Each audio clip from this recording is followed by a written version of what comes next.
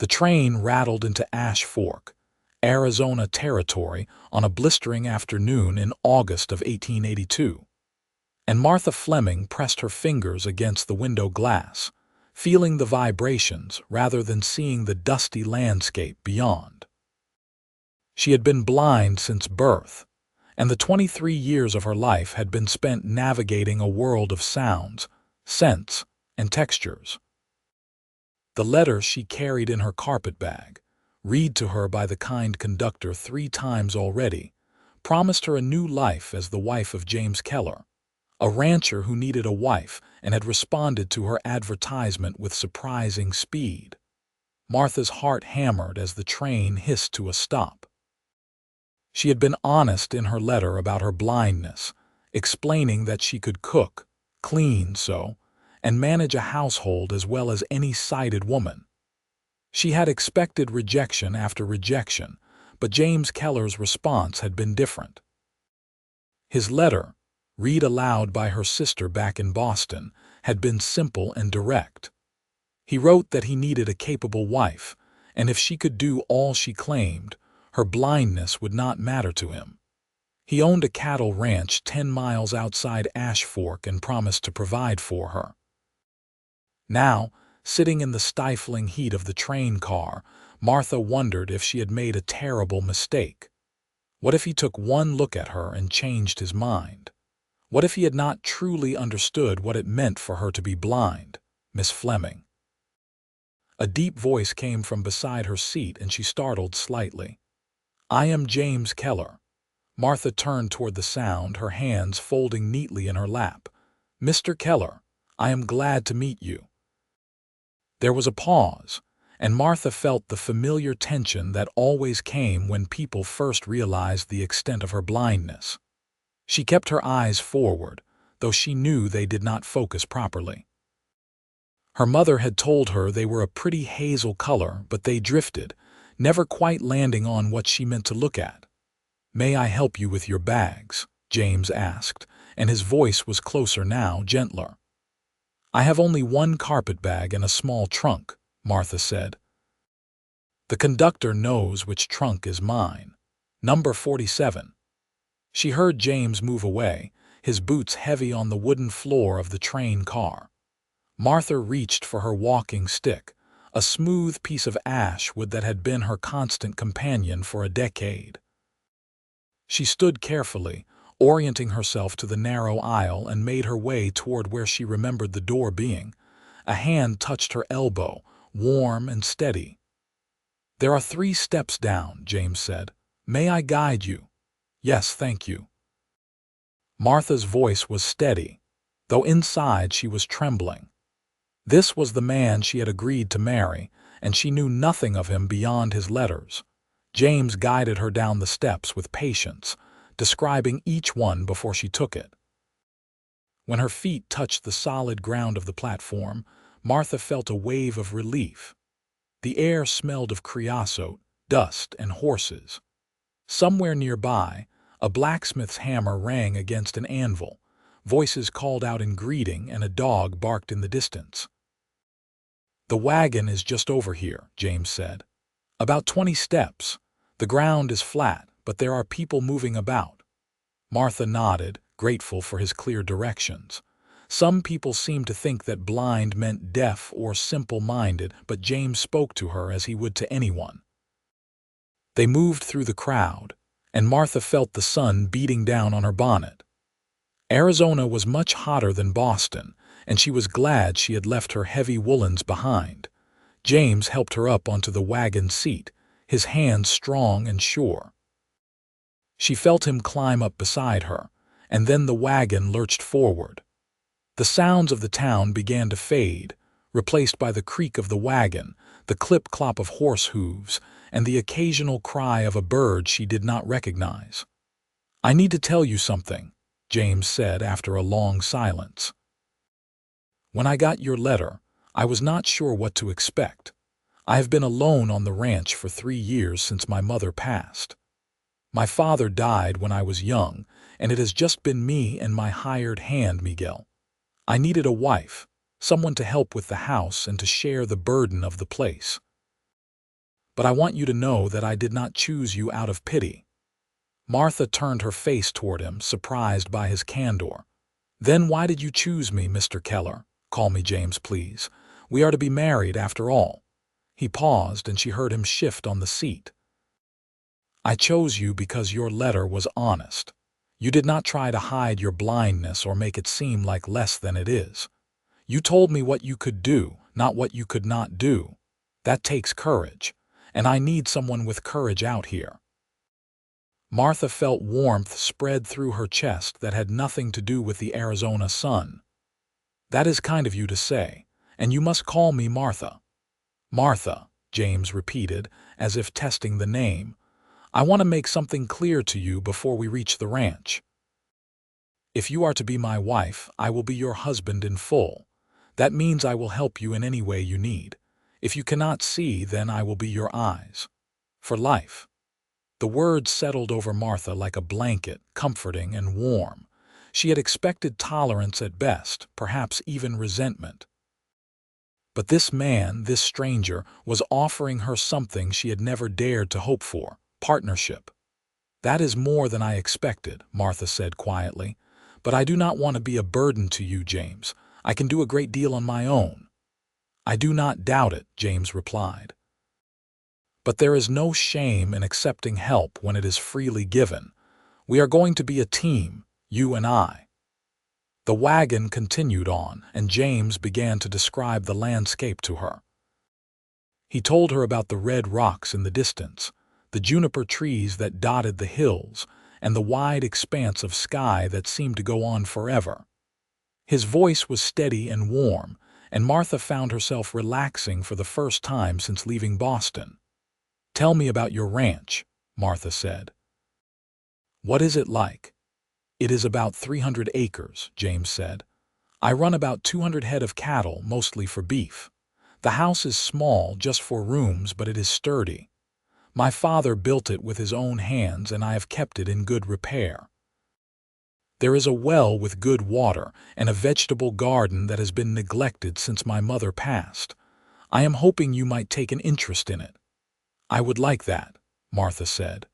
"My sister and I used to garden together in Boston. She would describe the plants to me, and I would do the weeding and watering. I know vegetables by their leaves and their smell." "That is good," James said, and Martha could hear the smile in his voice. "I think you will do fine here, Martha. Better than fine." They rode in companionable silence for a while, and then James spoke again. "I should tell you about the wedding. The circuit preacher comes through Ash Fork once a month. He will be back in 2 weeks. Is that acceptable to you? I thought it might give you time to settle in, to be sure this is what you want." Martha considered this. 2 weeks to decide if she wanted to marry a man she had just met in a place she had never been. But what was her alternative? Return to Boston, to her sister's crowded apartment, to being a burden on her family? No, she had made her choice when she boarded the train. 2 weeks is acceptable," Martha said. "But I have already made my decision, James. I came here to marry you, and I will not change my mind." "You might feel differently once you have been here a few days," James said gently. "This is hard country, Martha. It is not like Boston. The heat can be brutal, the work is endless, and we are far from town. I want you to be certain." "I am certain," Martha said firmly. "I did not come all this way on a whim, James. I came here to build a life, and that is what I intend to do." James did not respond immediately, but Martha felt the wagon slow and then stop. "We are here," he said. "Let me help you down, and I will show you the house." Martha took his hand and climbed down from the wagon, her feet touching dry, dusty earth. The air smelled different here, Wilder. She could hear the lowing of cattle in the distance and the rustle of wind through grass. "The house is straight ahead," James said. 10 steps to the porch, then 3 steps up. I will walk with you." They moved forward together, and Martha used her stick to feel the ground ahead. When they reached the porch, James described the layout: a door in the center, a window on either side, a rocking chair to the left. Inside, the house was cooler, and Martha smelled wood smoke, coffee, and something else, something that might have been leather or saddle soap. James guided her through each room, describing everything in careful detail. The main room had a fireplace, a table with 4 chairs, and a sofa that had seen better days. The kitchen was small but well organized, with a cast iron stove and a hand pump for water. There were 2 bedrooms, one that had been his mother's and one that was his. The 4th room was a small pantry. "You can take my mother's room," James said. "I have already moved her things out. It has a good bed and a wardrobe. The window faces east, so it gets morning light." "Where will you sleep?" Martha asked, though she thought she knew the answer. "I will stay in my room," James said. "We are not married yet, and even when we are, I will not push you into anything you are not ready for. You can take as much time as you need." Martha felt a rush of gratitude mixed with something else, something that might have been disappointment. She pushed the feeling aside. "You are very kind, James." "I am practical," James corrected. "This arrangement only works if we are both comfortable. Now, let me show you the kitchen properly. I imagine you will want to know where everything is." For the next hour, James walked Martha through the kitchen, letting her touch each pot, pan, and utensil. He showed her where the flour and sugar were kept, where the coffee was stored, and how the stove worked. His patience was remarkable, and Martha found herself warming to him more with each passing minute. "I have not had a proper meal in weeks," James admitted. "I can make coffee and bacon, and that is about the extent of my cooking skills. Miguel is not much better. If you can make anything more complicated than that, we will think we have died and gone to heaven." Martha laughed, the sound surprising her. She had not laughed much in the past few months, not since her sister had suggested she become a mail-order bride. "I can cook, I promise you. Give me a day to learn where everything is, and I will make you a meal that will change your life." "I look forward to it," James said, and Martha heard the genuine pleasure in his voice. That night, Martha lay in the unfamiliar bed, listening to the unfamiliar sounds of the ranch. Somewhere outside, a coyote howled. The wind whispered through the eaves, and in the next room she could hear James moving about, settling in for the night. Martha touched the quilt that covered her, feeling the intricate stitches. James had said his mother made it, and Martha wondered what kind of woman she had been. Had she been happy here? Had she loved this wild, lonely place? Martha closed her eyes, though it made no difference to the darkness she lived in, and said a prayer of thanks. She was here, she was safe, and she had found a man who seemed to be genuinely kind. Whatever happened next, she would face it with courage. The next morning, Martha woke to the smell of coffee and bacon.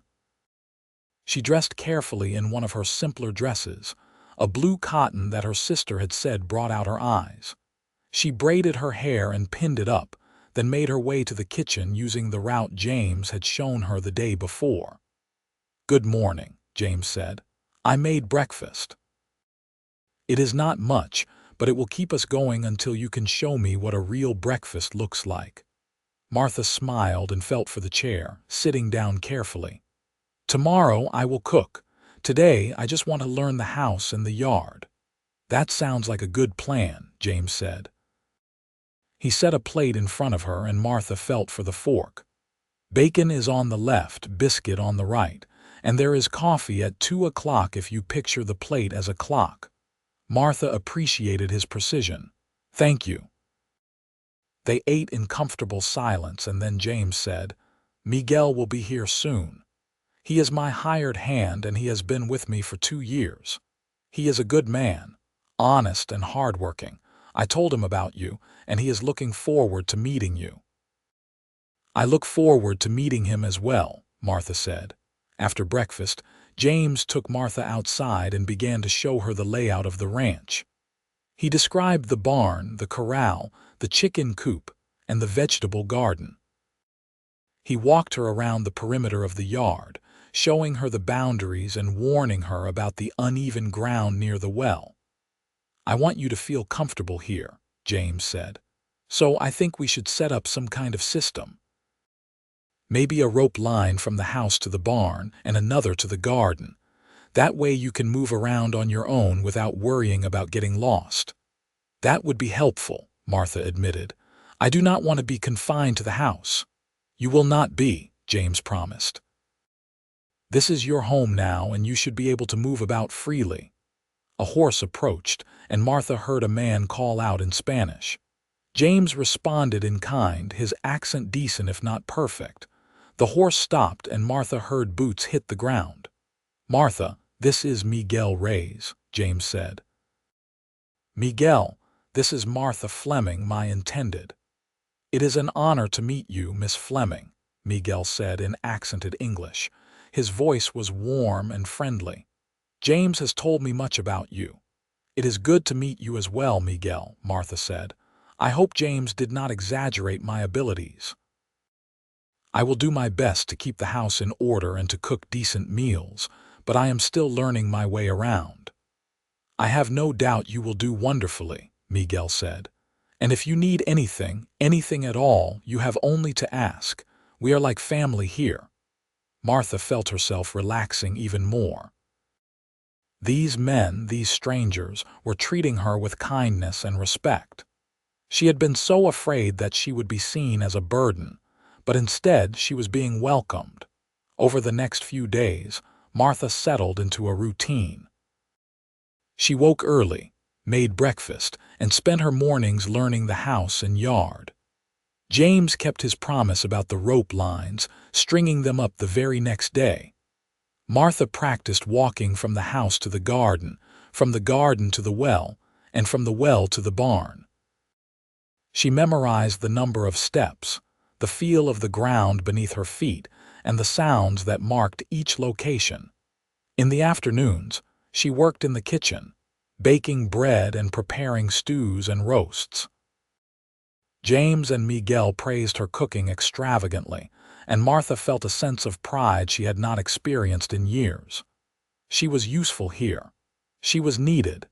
In the evenings, James would sit with her on the porch and they would talk. He told her about his childhood, about his father's death from a fever when James was only 12, about his mother's strength in keeping the ranch going.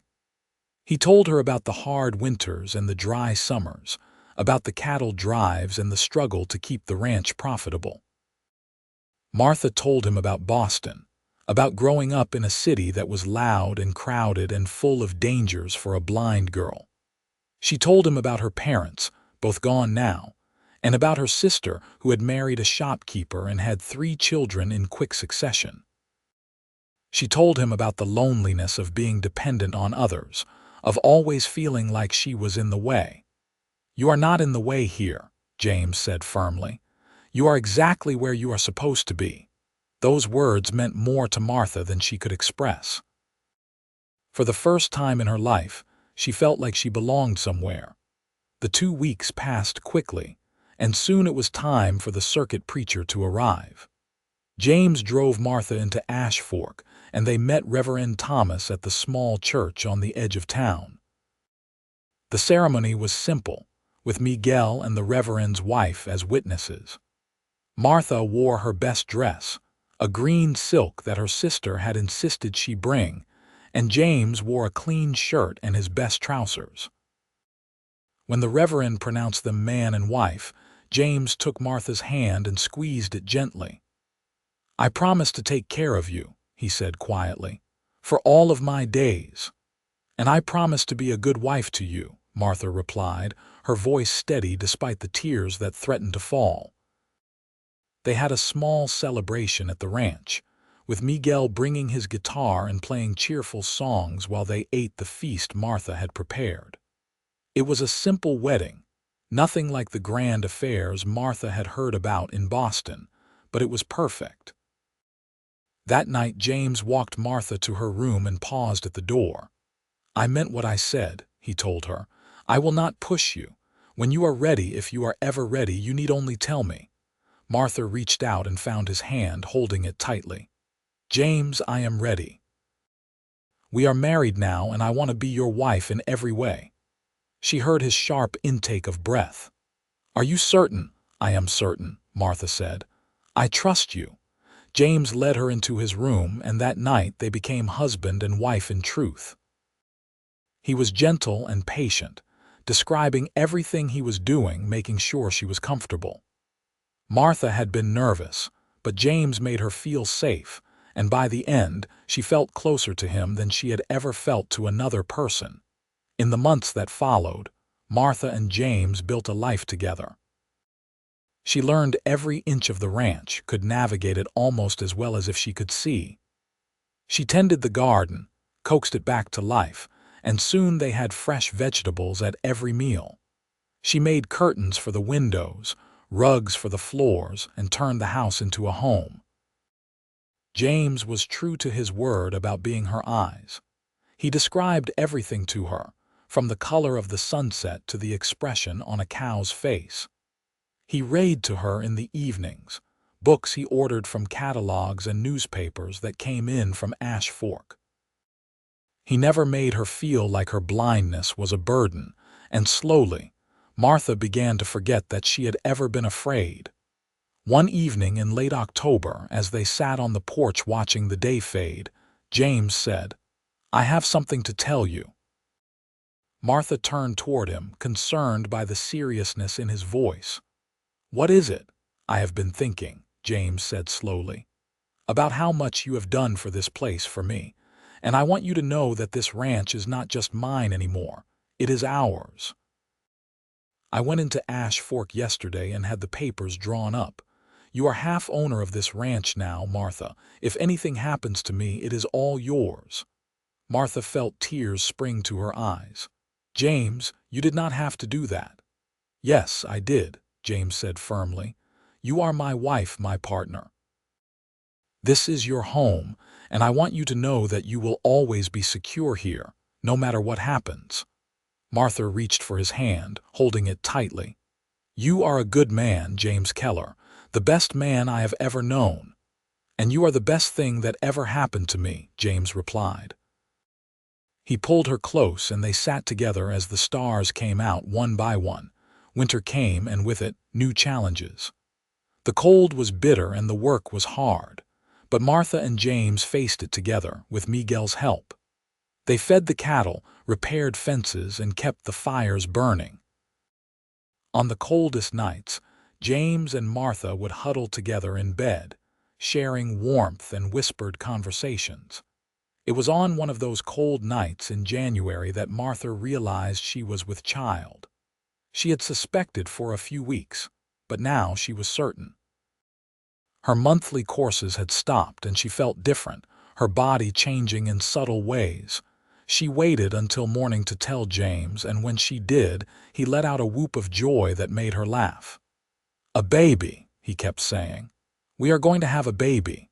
Are you happy?" Martha asked, though she could hear the answer in his voice. "Happy, Martha, I am the happiest man alive," James said. He pulled her into his arms and held her close. "I cannot believe it. A child, our child." The pregnancy progressed smoothly, though Martha found it challenging to navigate the ranch as her body changed. James was constantly by her side, making sure she did not overexert herself. Miguel took over more of the household chores, insisting that Martha rest and take care of herself and the baby. In early September of 1883, Martha went into labor. James rode into Ash Fork at breakneck speed to fetch the midwife, a capable woman named Mrs. Murphy, who had delivered half the babies in the territory. The labor was long and difficult, and there were moments when Martha was not sure she would survive it. But James stayed by her side the entire time, holding her hand and whispering encouragement. When the baby finally arrived, Mrs. Murphy announced, "It is a boy, a healthy, strong boy." James let out a sound that was half laugh, half sob. "A son," he said wonderingly. "Martha, we have a son." The baby was placed in Martha's arms, and she felt his tiny body, his soft skin, the rapid beat of his heart. "What should we name him?" she asked. "What about Robert?" James suggested. "After your father." "Robert Keller," Martha said, testing the name. "I like it. Robert James Keller." "That is perfect," James said. "Robert was a good baby, healthy and strong." Martha learned to care for him by touch, memorizing every inch of his little body. She could tell his moods by his cries, knew when he was hungry or tired or just wanted to be held. James was a devoted father, helping with every aspect of Robert's care. As Robert grew, Martha sometimes felt a pang of sadness that she could not see his face, could not watch him learn to walk or see his smile. But James was always there, describing everything to her in loving detail. "He has your eyes," James told her when Robert was 6 months old. "That same beautiful hazel, and he has my stubborn chin." "He is going to be a handful," Martha predicted, and she was right. Robert was a curious, energetic child who seemed to get into everything. By the time he was 2, he was running all over the ranch, and Martha had to learn new ways to keep track of him. James attached a small bell to Robert's shoe so Martha could hear where he was, and they taught him early on to always announce himself when he entered a room. "Mama, I am here." Robert would call out, and Martha would smile and reach for him.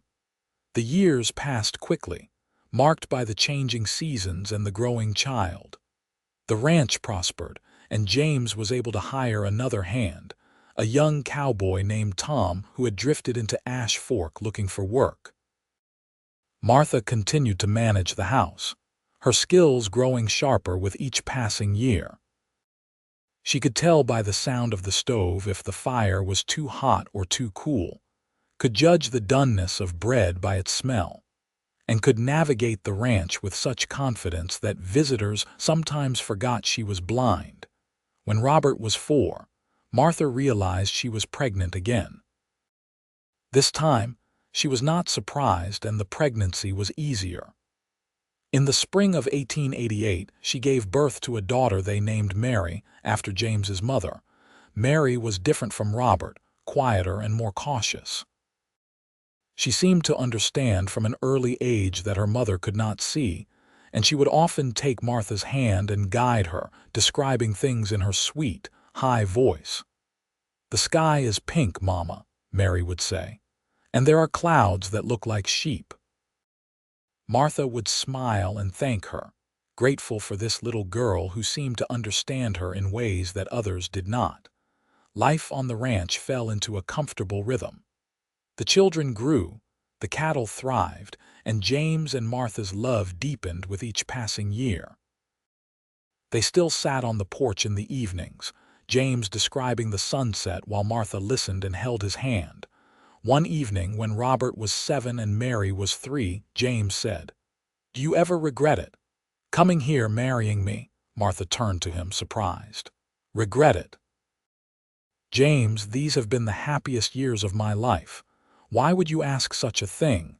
"I just worry sometimes," James admitted, "that you gave up too much, that you could have had an easier life somewhere else." "An easier life, perhaps," Martha said, "but not a better one." "I was lonely in Boston, James. I felt like a burden, like I was just taking up space. Here I have a purpose. I have you and the children and this ranch. I have a life that is full and rich and meaningful. I would not trade it for anything." James pulled her close, kissing the top of her head. "I love you, Martha Keller, more than I ever thought it was possible to love someone." "And I love you," Martha replied. "You kept your promise, James. You have been my eyes and so much more."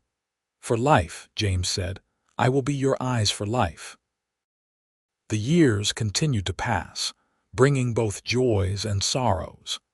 They lost Miguel to a fever when Robert was 10, and they all mourned the loss of the man who had become like family. But they carried on, as ranchers always did, and hired a new hand to take Miguel's place. Robert grew into a tall, strong young man who loved the ranch as much as his father did. He had a gift with horses and could rope a steer as well as any man twice his age. Mary was gentler, preferring to help her mother in the house and garden, but she could also ride and shoot when necessary. When Robert was 18, he announced that he wanted to go to agricultural college in Tucson.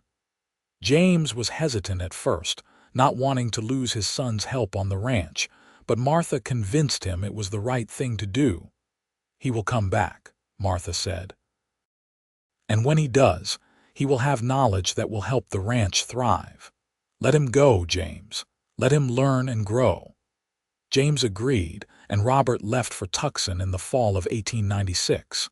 He returned 2 years later with a degree and a head full of ideas about modern ranching techniques.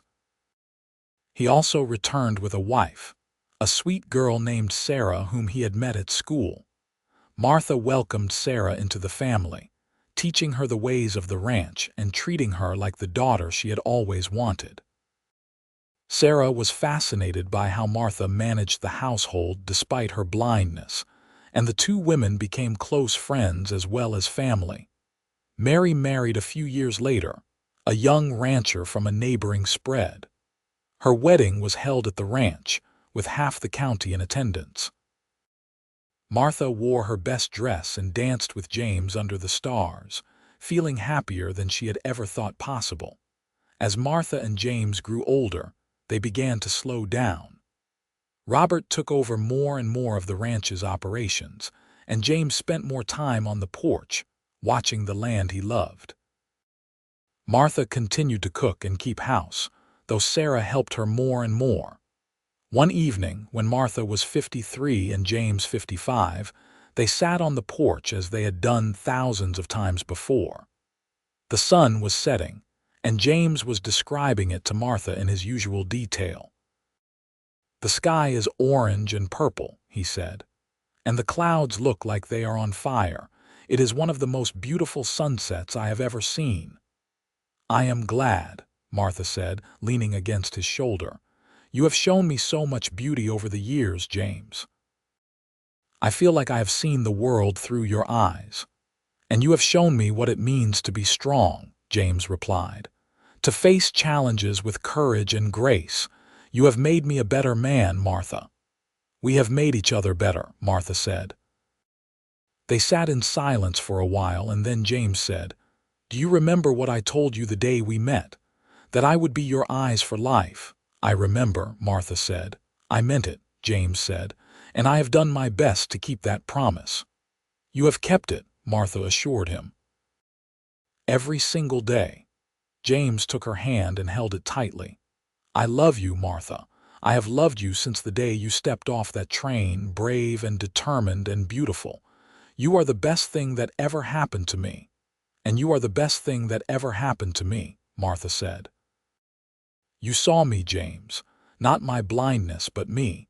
You gave me a life I never dreamed I could have." They sat together as the sun dipped below the horizon and the stars began to appear. Around them, the ranch was quiet, settling in for the night. In the house, Sarah was putting the grandchildren to bed, their laughter drifting out through the open windows. Robert was in the barn, checking on a mare that was due to foal any day. Martha thought about the day she had arrived in Ash Fork, terrified and hopeful in equal measure. She had been so afraid that she would be a burden, that she would not be able to manage in this wild, harsh land. But she had not only managed, she had thrived. She had built a life, raised a family, and loved a man who had kept every promise he ever made to her. "Tell me about the stars," Martha said, as she had said so many times over the years. James smiled and began to describe the night sky, pointing out constellations and planets, painting a picture with words that Martha could see in her mind's eye. And as he spoke, Martha closed her eyes, content in the knowledge that she was exactly where she was meant to be, with the man she was meant to be with, living the life she was meant to live. The years continued to roll by like the seasons, each one bringing new changes and challenges. Martha and James watched their grandchildren grow, 5 in total, all healthy and strong. Robert and Sarah ran the ranch with skill and dedication, and Mary visited often with her own growing family. James's health began to decline when he was 62. He developed a cough that would not go away, and the doctor in Ash Fork, a young man fresh from medical school in the East, diagnosed him with consumption. Martha nursed him through that winter, making him broths and teas, sitting by his bedside and reading to him from the books he loved. "I am not ready to leave you," James said one night, his voice weak. "There is still so much I want to show you." "You have shown me everything that matters," Martha replied, holding his hand. "You have shown me love, James. You have shown me what it means to be cherished. That is more than enough." But James fought hard, and by spring, he had improved enough to sit on the porch again. The cough never fully went away, but he learned to manage it, and they had several more good years together. It was on a warm evening in June of 1912 that James finally passed. He was 67, and Martha was 65. They were sitting on the porch, as they always did, and James was describing the sunset. In the middle of a sentence, his voice simply stopped.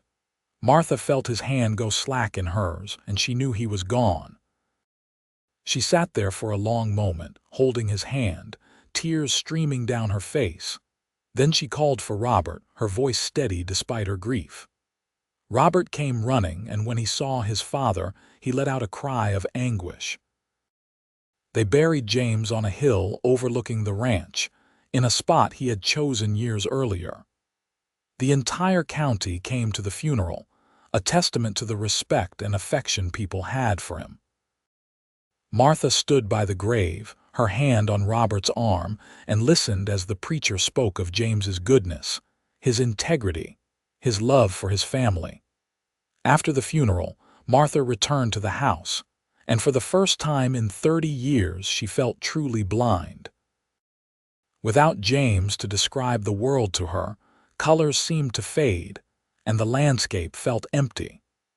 She moved through the house like a ghost, touching things that had been James's, trying to hold onto his memory.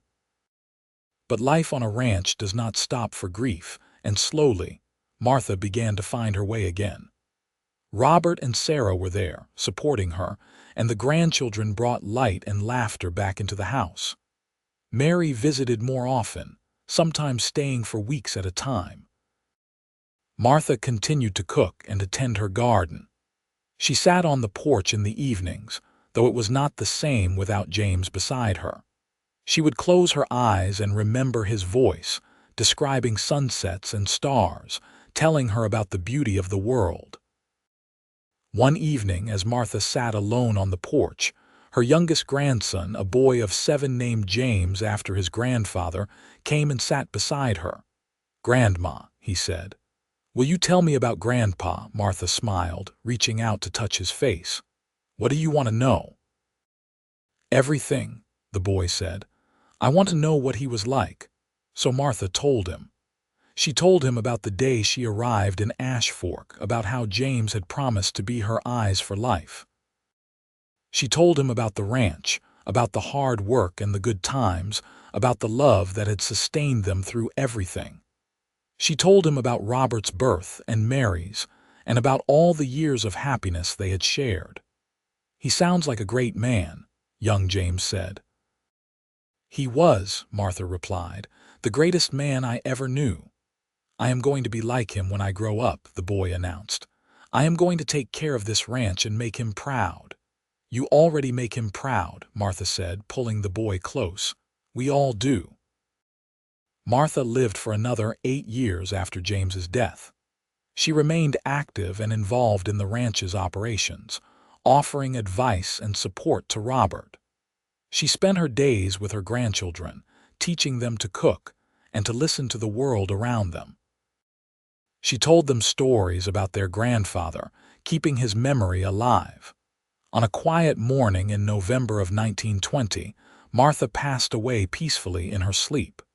She was 73 years old. They buried her next to James on the hill, and the entire family gathered to say goodbye to the woman who had been the heart of their family for so long. Robert stood by her grave, his own hair now gray, and remembered the woman who had raised him with such love and strength. "She was blind," he said to his children, "but she saw more clearly than anyone I ever knew. She saw what mattered. She saw love." The ranch continued to thrive, passed down through the generations. Robert ran it until he was too old, and then his son took over, and then his grandson. The house was expanded and modernized, but the porch remained, the same porch where James and Martha had sat together for so many years. On warm evenings, family members would gather there, and someone would always tell the story of James and Martha. The story of the mail-order bride who was blind, and the rancher who promised to be her eyes for life. The story of a love that had sustained them through hardship and joy, through grief and celebration, through 30 years of marriage and a lifetime of devotion. Young couples would listen and vow to love each other the way James and Martha had loved. Children would ask questions, wanting to know every detail. And always, someone would point to the hill where James and Martha were buried, side by side, overlooking the land they had loved. The story became a legend in Ash Fork, passed down from generation to generation. People would point out the old Keller ranch and talk about the couple who had built it, who had faced every challenge together, who had shown everyone what true love looked like. In the decades that followed, the world changed dramatically. The Wild West gave way to modern times. Cars replaced wagons, electricity came to even remote ranches, and the hard, dangerous life of the early ranchers became a memory. But the story of James and Martha Keller remained, a reminder of a time when promises meant something, when love was built on partnership and respect, when two people could face any challenge as long as they faced it together. The Keller Ranch remained in the family well into the 21st century, a working cattle ranch that had adapted to modern times while honoring its history. In the main house, now over 140 years old, there was a small museum room dedicated to James and Martha. It contained Martha's walking stick, James's worn leather work gloves, their wedding certificate, and dozens of photographs. There was also a copy of the letter that had started it all, Martha's response to James's advertisement for a wife. The paper was yellowed and fragile, but the words were still clear. "I am blind, but I am capable. I can cook, clean, and manage a household. I am seeking a partner, not a caretaker. If you are seeking someone who will work hard and be faithful, I believe I can be that person." And below it, James's response: "I need a capable wife. Your blindness does not concern me. What concerns me is character, and yours seems sound. Come to Ash Fork and we will build a life together." Simple words that had changed two lives, that had created a family, that had built a legacy. Visitors to the ranch would read those letters and marvel at the courage it must have taken for Martha to leave everything she knew and travel across the country to marry a stranger. They would marvel at James's compassion and understanding, at his willingness to see past Martha's blindness to the person she was. But those who knew the full story understood that it was not just courage or compassion that had made James and Martha's marriage work. It was love. Deep, abiding, sacrificial love. The kind of love that says, "I will be your eyes," and means it. The kind of love that builds a life, brick by brick, day by day, through all the challenges and joys that life brings. The kind of love that lasts for life. On the hill overlooking the ranch, James and Martha's graves stood side by side, marked by simple stone markers. James Keller, 1845–1912. Martha Keller, 1847–1920. Beloved husband and wife, devoted parents and grandparents. But those who visited the graves, who stood on that hill and looked out over the ranch that James and Martha had built, knew that the markers did not tell the whole story. They did not speak of the love, the partnership, the daily acts of kindness and devotion that had characterized their marriage. They did not speak of James's patient descriptions of the world or Martha's courage in facing each new challenge. They did not speak of the laughter, the tears, the quiet evenings on the porch, the whispered conversations in the dark. Those stories lived on in the family, passed down from parent to child, a legacy more valuable than land or money. The legacy of two people who had taken a chance on each other, who had built something beautiful out of uncertainty and hope, who had proved that love can overcome any obstacle. The sun set over the Arizona desert, painting the sky in shades of orange and purple. On the porch of the Keller ranch, a young couple sat together, the latest generation to call this place home.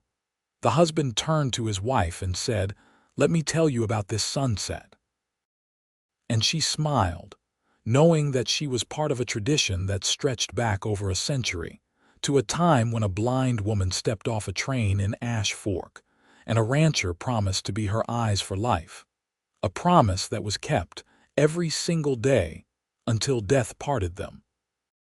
And even then, in the stories and memories, in the legacy they left behind, James and Martha Keller remained together, their love as enduring as the land they had called home. The ranch continued through the years, a testament to what two people could build when they worked together, when they loved each other without reservation, when they faced every challenge as a team. The cattle still grazed on the hills, the garden still bloomed in the spring, and the house still stood strong against the desert wind. And on quiet evenings, when the family gathered on the porch, someone would always tell the story of James and Martha. The story of a love that changed everything. The story of a promise kept for life.